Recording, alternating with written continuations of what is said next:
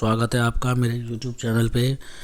Friends, आज बहुत लंबे टाइम बाद वीडियो लेकर आए हैं और आज जो हम आप लोगों के लिए वीडियो लेकर आए हैं वो है UPPCL TG2 की जो वैकेंसी आप लोगों के लिए निकाली गई थी, लास्ट ईयर निकाली गई थी। फाइनली एग्ज़ाम कंडक्ट करवा लिया UPPCL ने, चाहे लंबे टाइम बाद करवाया हो।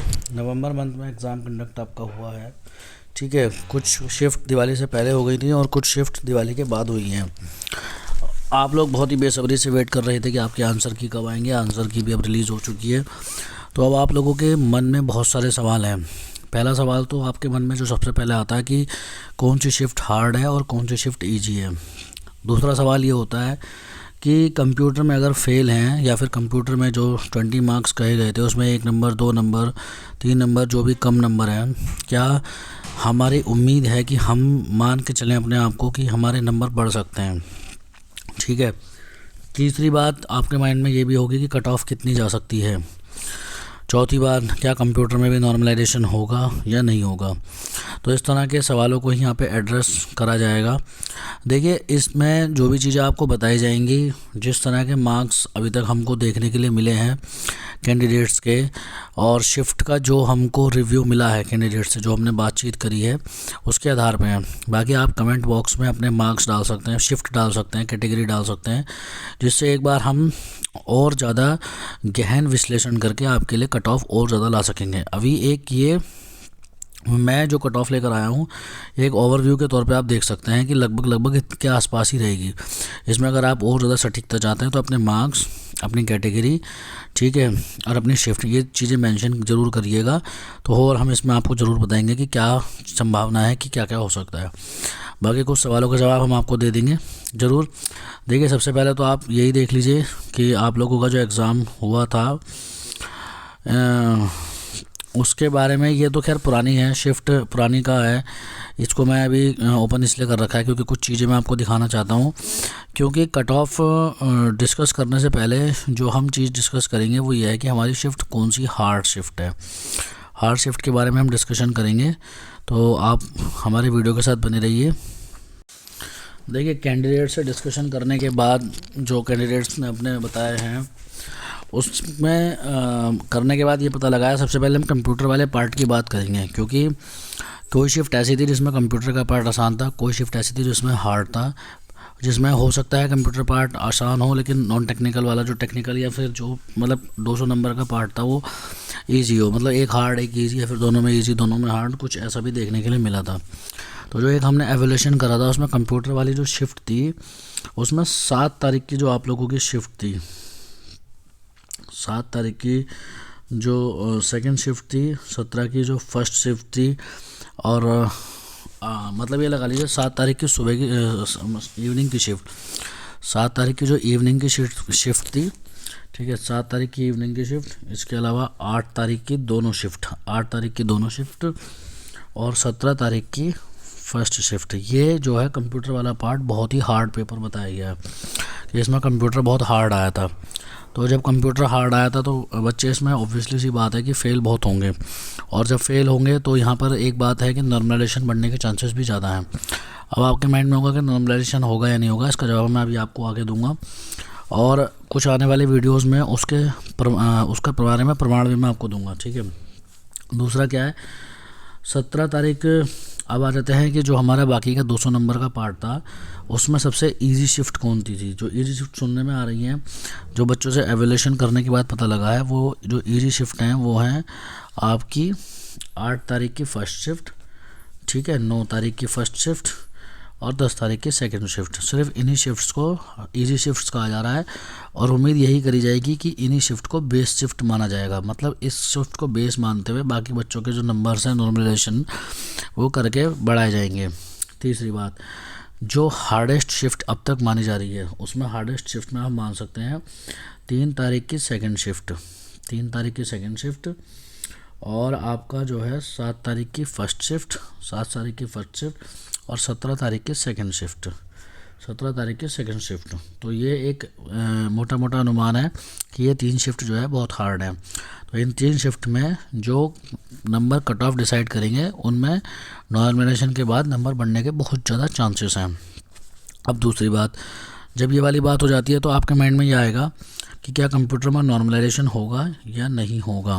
पहली बात मैं आपको बता देता हूँ बिल्कुल क्लियर, आप इस चीज़ को समझ लीजिए कि कंप्यूटर में नॉर्मलाइजेशन होता है।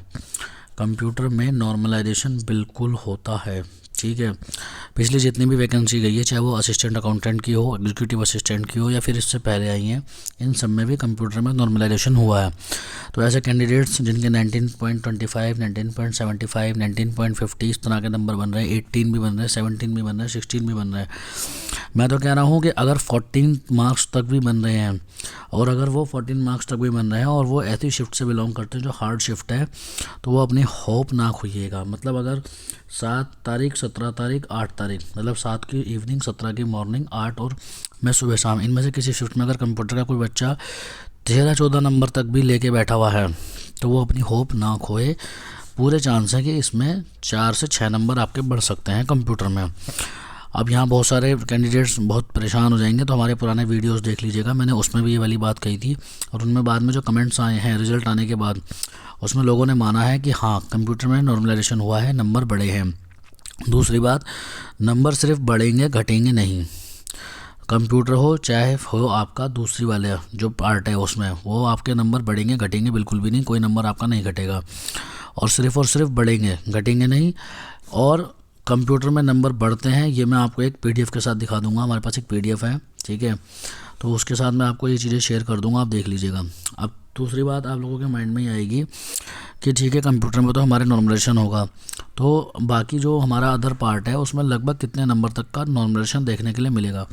देखिए 900 के आसपास वैकेंसी है, बहुत सारी शिफ्ट्स में एग्ज़ाम हुआ है, और जब बहुत सारी शिफ्ट में एग्ज़ाम होता है तो उसमें नॉर्मलाइजेशन होने के बहुत ज़्यादा चांसेस होते हैं, और बड़ा नॉर्मलाइजेशन हो सकता है।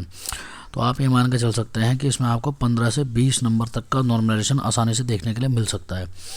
किस शिफ्ट में कितना नॉर्मलाइजेशन होगा, कितना हो सकता है, कितने नंबर कम, सबसे लोएस्ट नंबर के शिफ्ट में कौन से नंबर रहे, सबसे ज़्यादा कौन से रहे, इसके आप अपने नंबर कमेंट बॉक्स में शेयर करिए। गूगल फॉर्म एक हम ओपन कर देंगे, उसे भरिएगा, तो उससे एक हमें अंदाज़ा लग जाएगा कि लोवेस्ट नंबर के शिफ्ट में कौन से रहे हैं, हार्डेस्ट कौन से रहे हैं। गूगल फॉर्म में एक रिलीज़ कर दूंगा यहाँ पे, आप उसे ज़रूर फिल करिएगा, तो इससे एक अंदाज़ा आप लोगों को भी लग जाएगा, और हम आप लोगों के लिए एक अच्छा डाटा लेके आ पाएंगे, तो आप इसमें शेयर कर सकते हैं।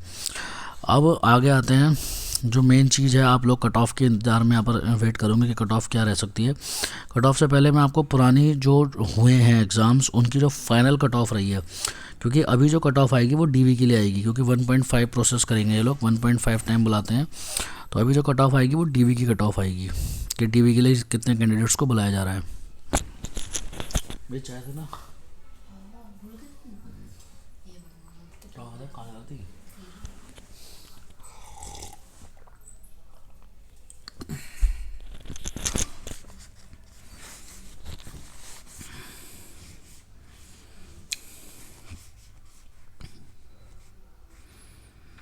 तो ये वाली आप देखिए, हम आपको आगे दिखाते हैं कि मतलब डीवी के लिए जो कट ऑफ है, हम मतलब कितनी रह सकती है। उससे पहले हम ये दिखाएंगे कि फ़ाइनल कट ऑफ पहले कितनी रही है।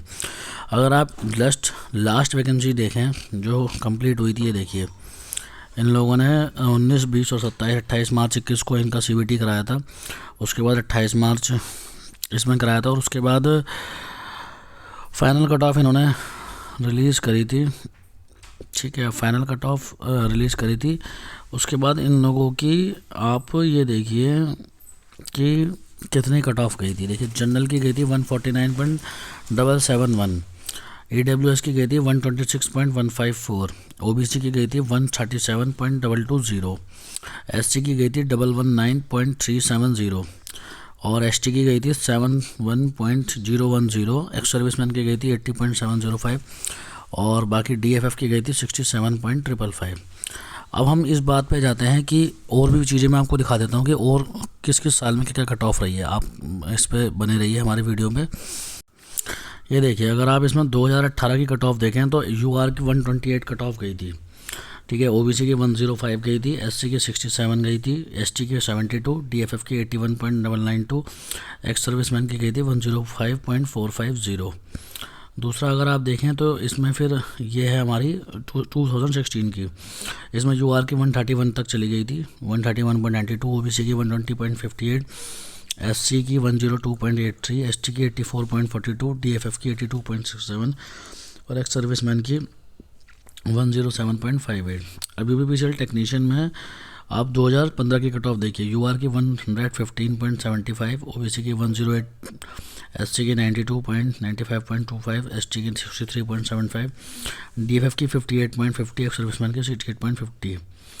अब यहाँ देखिए 2014 में यूआर की 135 गई, ओबीसी की 124 गई, एससी की 112, एसटी की 80.67, डीएफएफ की 91, एक्स सर्विसमैन की 90 गई। तो इस तरह से आपने ये चीज़ तो देख ली कि किस टाइम कितनी कट ऑफ गई हैं।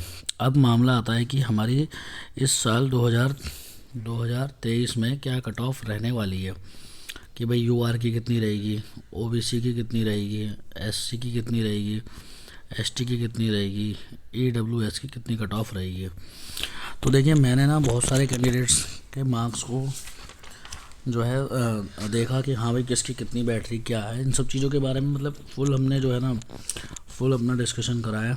तो उसके बाद ही मैं इस डिसीजन पे पहुंचा हूँ कि आप लोगों की कट ऑफ क्या रह सकती है। देखो भाई एक सिंपल सी मैं आपको बात बता दूँ कि आप लोगों की जो कट ऑफ है जनरल की कट ऑफ भाई वो 148 के आसपास रह सकती है। जनरल की कट ऑफ जो है 148 के पास आपकी रह सकती है। अब इसमें ज़्यादा नहीं तो बस 2 मार्क्स आप और वो कर लीजिए, ठीक है। 144 मतलब ये कह सकते हैं कि आप अगर ये 148 मैंने लिखी है तो ये मान लीजिए कि आप इसे मान के चलिए कि 146 से 150 के बीच में जनरल की कट ऑफ आपकी रह सकती है, ठीक है, आफ्टर नॉर्मलाइजेशन। और ये जो कट ऑफ मैं आपको बता रहा हूँ ना ये आप लोगों की उसके लिए है, किसके लिए, फॉर डीवी के लिए। जो आपकी फाइनल कट ऑफ होगी वो थोड़ी सी बढ़ेगी इसके बाद। अब आपकी आ जाती है उसकी मतलब ओबीसी की कट ऑफ, कि हाँ भाई ओबीसी की कट ऑफ कितनी रह सकती है। तो ओबीसी की कट ऑफ भी आप ये मान के चलिए कि लमसम जो है वो बैठ सकती है कि 130 से 150 वो 135 इसके अराउंड आपकी बैठ सकती है ओबीसी की कट ऑफ, ठीक है। और ईडब्ल्यूएस की जो कट ऑफ है उसे भी आप यही मान के चलिए कि आपकी बैठ सकती है कितनी ईडब्ल्यूएस की मान के चलिए कि 136 से 140 के आसपास आपकी ईडब्ल्यूएस की कट ऑफ बैठ सकती है, इतनी जा सकती है इसलिए। अब जो एससी की कट ऑफ है भाई एससी की कट ऑफ मैं आपको सिंपल सी बात बता दूँ, मुश्किल से मुश्किल आपकी 117 से 120 के आसपास मान के चलिए कि इतनी कट ऑफ बैठ सकती है एससी की। और जो एसटी की है ये तो बस आप 100 के अराउंड मान के चलिए कि 100 पे जिनके 100 स्कोर कर रहे हैं एसटी में इनका सिलेक्शन हो जाएगा। अब बहुत सारे बच्चों को इन पे हो सकता है जो इस स्लैब में आ रहे हैं वो सोचेंगे कि भाई हमारे तो ठीक है, पर जो इससे नीचे रह गए मतलब उनके नंबर इससे बहुत ज़्यादा है तो वो कहेंगे नहीं भाई ये तो हाई कट ऑफ जाएगी। जिनके नंबर कम है वो कहेंगे नहीं भाई कम जाएगी। सबका अपना एक वो हो सकता है रिव्यू। तो आप अपने नंबर हमारे कमेंट बॉक्स में डालिए, हम आपके लिए फिर एक और एनालाइज लेकर आएंगे और बहुत सटीकता से, जिसमें हम ये भी बताएंगे कि आपकी नंबर जो है किस शिफ्ट में कितने कम रहे हैं, मतलब किस शिफ्ट में सबसे लोवेस्ट मार्क रहे हैं, किस शिफ्ट में सबसे हाईएस्ट कितने रहे हैं और कितने कैंडिडेट्स लगभग उसमें अपीयर हुए थे पर शिफ्ट। वैसे तो 1.5 लाख जो टोटल कैंडिडेट्स हैं वो रहे हैं, ठीक है, एग्ज़ाम में अराउंड जो बैठ रहे हैं। तो बाकी अब हम आपको और भी चीज़ें बताएंगे कि इसकी सैलरी कितनी होती है TG2 की, ठीक है, प्रमोशंस वगैरह किस तरह के होते हैं, क्या इसको वर्क करना होता है, क्या रिस्पॉन्सिबिलिटीज़ होती हैं, सब चीज़ें डिस्कस करेंगे। पहले भी बहुत सारी यूपीपीसीएल की वीडियोस हमने डाल रखी हैं, तो आप हमारे साथ बने रहिए इस पूरे सफ़र में। और वीडियो अच्छा लगा हो तो प्लीज़ शेयर करिएगा इसे अपने ग्रुप वगैरह जो भी है, लाइक करिएगा ज़्यादा से ज़्यादा और कमेंट में कमेंट्स करिए और प्लीज़ चैनल को सब्सक्राइब कर दीजिएगा। Thank you so much.